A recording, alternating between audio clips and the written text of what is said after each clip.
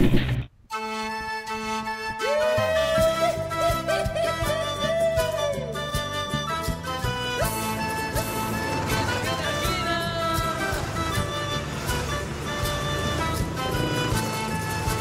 moins qu'on puisse dire, c'est que le Pérou est montagneux. Et qui dit montagne, dit route en serpentin et virage en épingle. Du bonbon pour les motocyclistes. On se retrouve ensuite en haute altitude pour un dîner avec une vue incroyable avant de repartir prendre des courbes toute la journée. Attention aux sorties de route, la chute ne pardonnerait pas.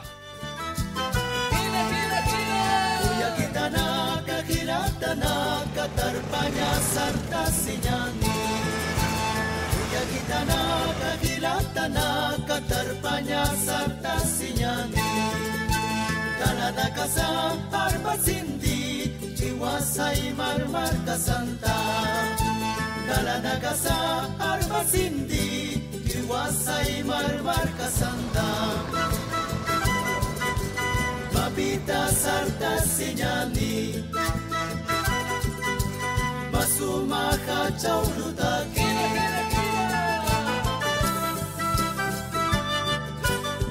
On se retrouve à Arequipa, surnommée la Ville Blanche à cause du fait qu'une partie de la ville est construite en pierre de lave blanche.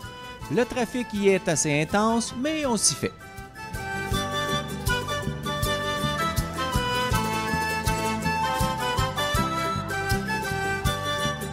Alors, je suis avec notre guide. Quoi ton petit nom déjà? Fabrizio, ouais. Ça fait 2 jours qu'on est ensemble. Ouais. On est où, là? Qu'est-ce qu'on fait? Bah, là, on est en train de visiter les marchés de San Pedro, ça s'appelle comme ça. C'est un marché qui est ouvert à partir de 5 h du matin jusqu'à 17 h 30 l'après-midi. Donc, ça reste ouvert presque toute la journée, quoi. Mais on retrouve presque tout ici, là. On trouve tout, quoi. Sauf ce qu'on ne trouve pas, c'est... On n'en a pas besoin. Ouais, on n'en a pas besoin.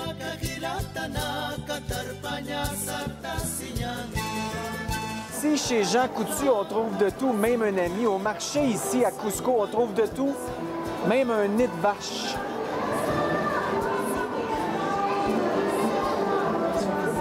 Ordinaire. On parle pas de l'odeur.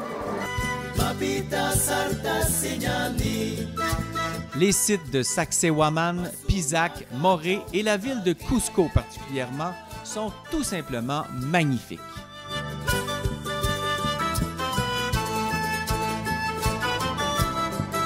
On délaisse les motos une journée pour prendre le train qui est le seul moyen de se rendre jusqu'au pied de la montagne qui cache le fameux Machu Picchu, le plus prestigieux des sites incas considéré par l'UNESCO comme patrimoine mondial de l'humanité. La cité est située au sommet d'une montagne coupée de telle façon que le site est invisible de la vallée. Envoûtant.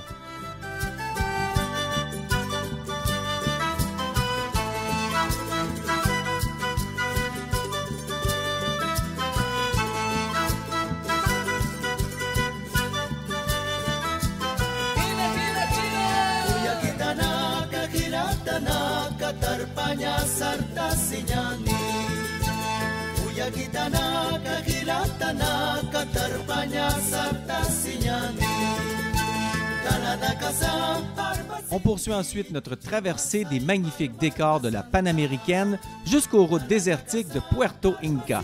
Dépaysement garanti.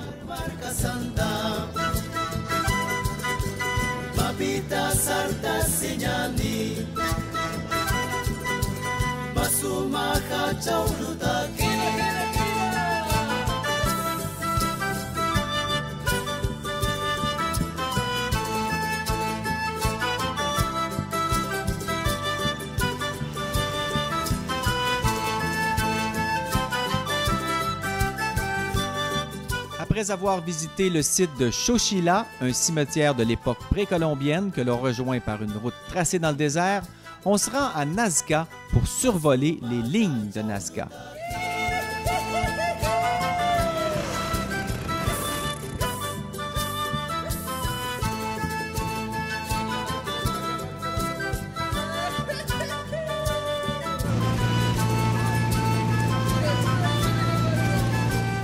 Avant-dernière journée, on visite un lieu patrimoine mondial de l'humanité, les lignes de Nazca. C'est assez impressionnant. On a pris un vol hier pour voir ça du haut des airs.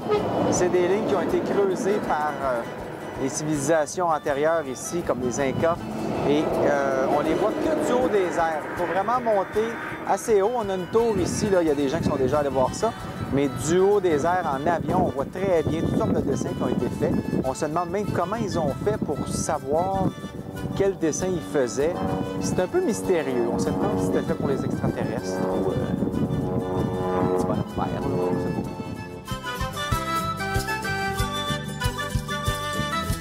Après plus de 2000 km sur les routes péruviennes, on échangera à regret nos sièges de moto contre un siège d'avion.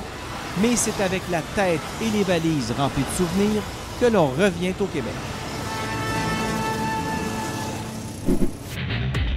Cette émission vous a été présentée par Honda et Yamaha.